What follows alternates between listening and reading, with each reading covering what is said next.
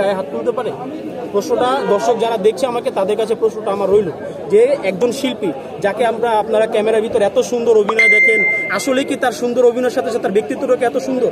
এই বিচারটা আমি আপনাদের কাছে দিলাম। আপনারা বিচার করবেন যে যারা এই কাজগুলো করেছে, যে শিল্পীদেরকে আমাদের মাধ্যমে আপনারা দেখেন যে তারা এত সুন্দর বিহেভিয়ার করে, এত সুন্দর আচরণ, এত সুন্দর করে আপনাদের মাঝে তুলে ধরা হয়, আদৌ কি তারা এত সুন্দর? যারা আমরা খবরটা প্রচার করি তাদের সাথে এরকম হয়েছে।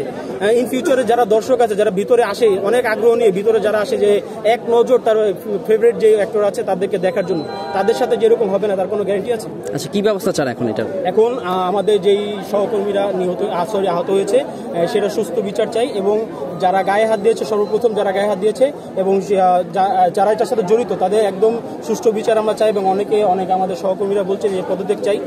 আসলে এটা আসলে সবার মাধ্যমে বিচার, যারা ভিতরে এখন বিচার হচ্ছে, এবং মিশা ডিপজল ভাই যারা আছে সিনিয়র, তাদেরকে আমরা বলেছি যে পদত্যাগ সহ সুষ্ঠু, একদম সুষ্ঠু যে বিচারটা রয়েছে সেটার জন্য হয়। এটা আসলে মূলত আমাদের কাম্য তাদের কাছে, এটাই হলো সর্বশেষ চাওয়া।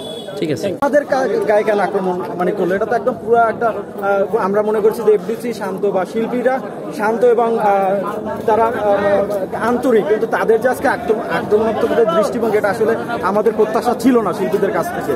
আমরা সবসময় তাদেরকে প্রমোট করি, তাদের পজিটিভ নিউজগুলো আমরা করার ট্রাই করি। যারা মেইন স্ট্রিম মিডিয়া, যে এখন তারা এটাকে কেন্দ্র করতেছে মেইন স্ট্রিম বা ইউটিউব, এটা সমস্যা না।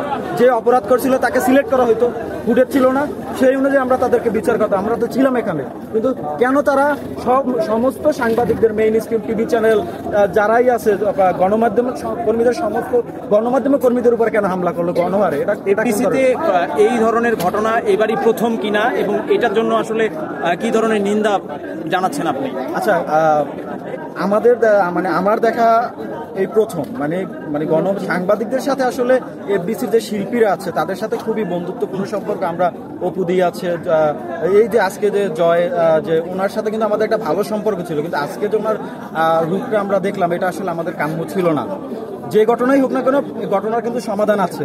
কার নেতৃত্বে হামলাটা হয়েছিল এইটা আসলে এখানে আসলে বলতে পারতেছি না আসলে, কারণ আমরা যতটুকু দেখেছি, আমরা যে বললাম শানু ভাই উনি এসে ভিতরে ঢোকার পরে রুবেল ভাইটাই ওখানে এসে দাঁড়ালো। তারপরে তারা এদিকে নিয়ে আসে, ওখান থেকে 8 থেকে 10 জন লোক এসে গণহার এখান থেকে টেবিল নিয়ে, যেখানে সাংবাদিকদের ক্যামেরা দেখছে সেখানেই মারছে। যেখানে অনেকগুলো আপনারা দেখবেন চেয়ারগুলো, অনেক চেয়ারগুলো এখানে ভাঙা পড়ে আছে বাগানে।